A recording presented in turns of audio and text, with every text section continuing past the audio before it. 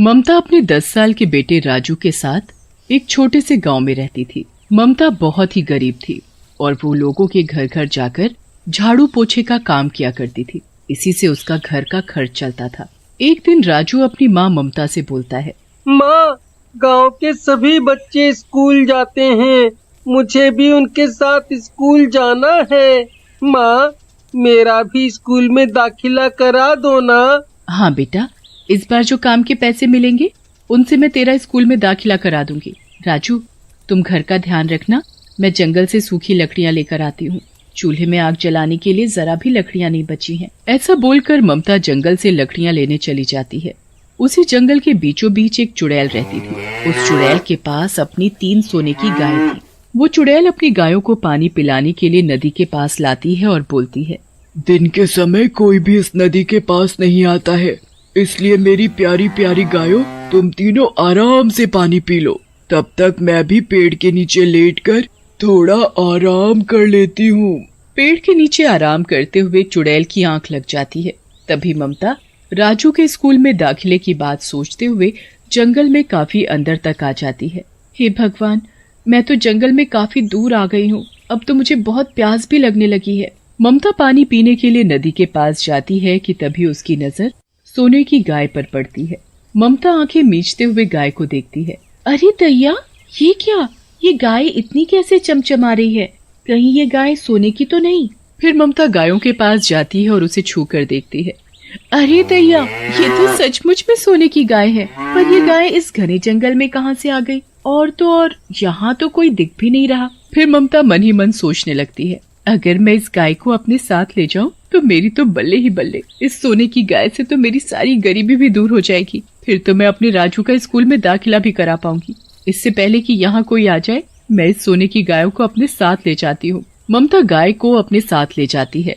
तभी गाय को देखकर राजू अपनी माँ से बोलता है, अरे माँ, ये इतनी सुंदर गैया कहाँ से ले आई हो? राजू गाय पर हाथ फेरता है, उसे बहुत प्यार करता है, उसके लिए चारा लेकर आता है और अपने हाथों से उसे चारा खिलाता है और अपनी माँ से बोलता है, माँ, अब तो ये सुनहरी हमारे साथ ही रहेगी ना? सुनहरी? अरे कौन सुनहरी? राजू हंसते हुए अपनी माँ से बोलता है, अरे माँ, मैंने अपनी इस गाय का नाम सुनहरी रखा है और अब से आप भी इसे सुनहरी ही बुलाना। अरे बेटा, ये गाय सोने की है, सोने की, और इसे मैं जंगल से पालने के लिए थोड़ी ना लाई हूँ। इसे तो मैं सेठ के पास जाकर बेच दूंगी और फिर हमें इसके बहुत सारे पैसे मिलेंगे और फिर मैं तेरा अच्छे स्कूल में दाखिला भी करा दूंगी। ऐसा बोलकर ममता सोने की गाय को सेठ के घर बेचने के लिए ले जाती है और सेठ से बोलती है, सेठ, मुझे अपनी सोने की गाय बेचनी है। अरे बड़ी ममता बहन, तुम्हारे पास ये सोने की गाय आखिर आई कहाँ से टोपी घुमा के? अरे सेठ, तुमको आम खाने से मतलब है या गुठली गिनने से? बड़ी ममता बहन, बात तो तुमने बिल्कुल पते की कही है, टोपी घुमा के।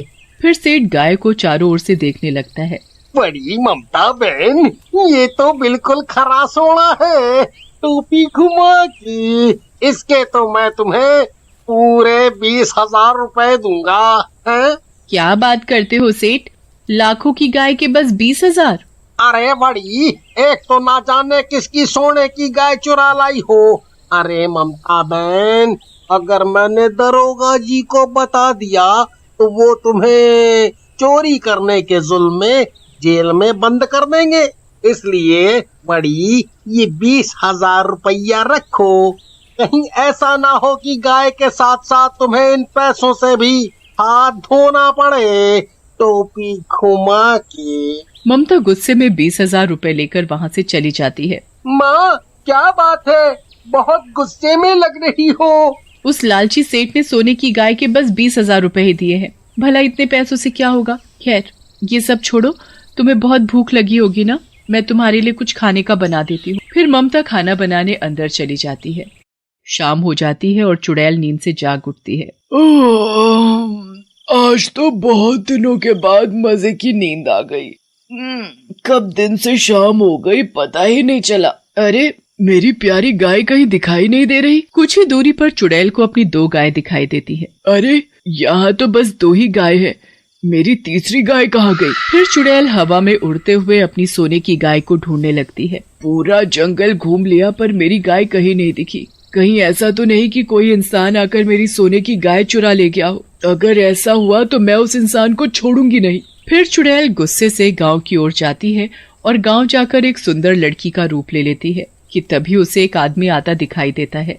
अरे भैया, क्या आपने यहाँ कहीं सोने की गाय देखी है क्या? अरे बहन, क्या बात करती हो? भला सोने की भी कोई गाय होती है क्या? फिर चुड़ैल कुछ आगे जाती है, वहाँ उसे राजू दिखाई देता है। अरे बेटा, तुमने यहाँ आसपास कोई सोने की गाय देखी है? राजू बहुत ही उदास होकर बोलता है। उसे तो मेरी माँ सेठ को बेच आई।